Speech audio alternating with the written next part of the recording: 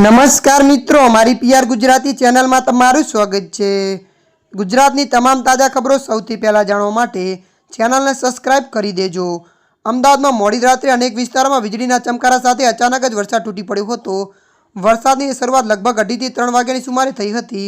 જો કે ધોધમાર વરસાદના કારણે ઠેર ઠેર પાણી ભરાઈ ગયા હતા અને વાતાવરણમાં અચાનક ઠંડીનો ચમકારો અનુભવાયો હતો।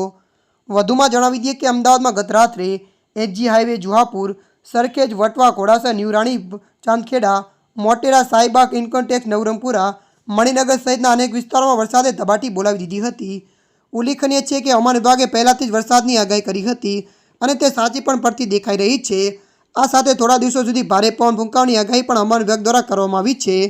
મળતી માહિતી અનુસાર વધુ જણાવી દઈએ કે અમદાવાદમાં મોડી રાત્રે એટલો વરસાદ પડ્યો કે બાપુનગરના અજીત મિલ 4 રસ્તા પર અમદપુરાના વોરાના રોડ નજીક ઘૂંટણસમાં પાણી ભરાઈ જતા વાહન ચાલકોને તકલીફોનો સામનો કરવો પડ્યો હતો। ત્યારે મિત્રો હાલ માટે આટલું। મળીશું નવી અપડેટ સાથે। જો તમને અમારો વિડીયો પસંદ આવે, લાઇક, શેર અને સબસ્ક્રાઇબ કરી નાખજો। ધન્યવાદ।